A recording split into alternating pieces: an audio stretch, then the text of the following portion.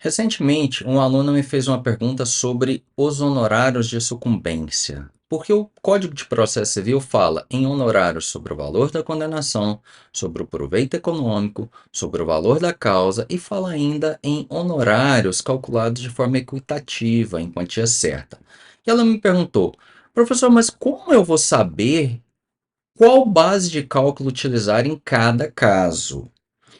Eu vou dar uma regrinha básica que bem simples para você guardar. Lógico que dependendo do caso concreto pode ter uma outra exceção, mas a regra é a seguinte: se a pessoa que vai pagar honorários, ela foi condenada ao pagamento de uma quantia, e esse valor não é irrisório, então vamos supor, no caso de um acidente de trânsito, em que o réu é condenado a pagar uma indenização por danos materiais no valor de R$ 100.000, os honorários que o réu vai pagar, eles serão calculados com base no valor da condenação, porque o valor da condenação é a base de cálculo dos honorários mais importante, é a prioritária. Então, havendo condenação e não sendo ela irrisória, você vai utilizar o valor da condenação para calcular os honorários contra a pessoa que foi condenada.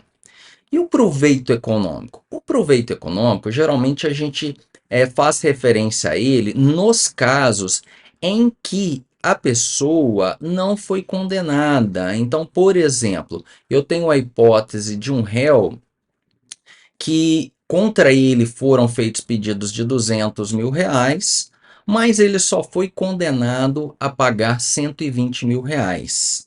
Ou seja, dos 200 iniciais, ele foi condenado a 120.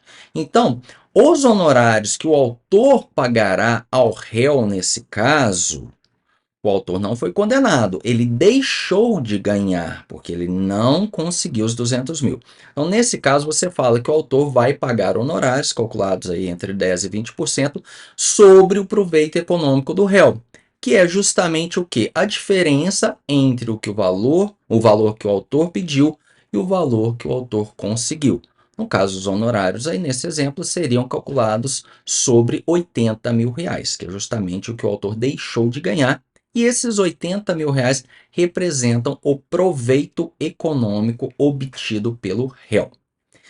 Em alguns casos, quando não há, por exemplo, condenação ou o proveito econômico não pode ser mensurado, se houver um valor da causa e esse valor da causa não for irrisório, então a gente utiliza o valor da causa como base de cálculo para os honorários. Então imagine um exemplo de uma ação, de uma obrigação de fazer, tá? Exclusivamente uma ação, obrigação de fazer. E nessa ação, houve a condenação do réu, o autor conseguiu o que ele queria, mas essa obrigação de fazer não é facilmente mensurável economicamente. Por outro lado, o autor deu à causa o valor de R$ 30.000. Então, esses R$ 30.000 podem ser utilizados ou devem ser utilizados como base de cálculo para os honorários a serem pagos pelo réu. Por quê? Porque nós não temos condenação em quantia certa, nesse caso, uma condenação clara para o réu pagar, a condenação é apenas em obrigação de fazer. Nós não temos um proveito econômico facilmente mensurável e o que nós temos é um valor da causa que não é irrisório. E se nada disso funcionar, vamos supor que é uma ação em obrigação de fazer cujo valor da causa, cujo proveito econômico é inestimável, e o valor da causa foi, por exemplo, de R$ 1.000.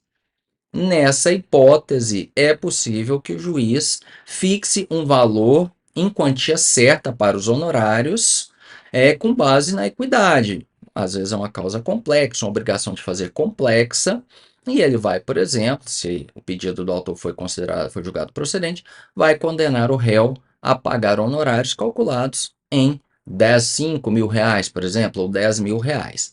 Essa, então, é a condenação em quantia certa por equidade. Mas ela é a última das soluções. Então, essas são as regras básicas que você pode seguir quando você for decidir sobre os honorários de sucumbência na sua sentença.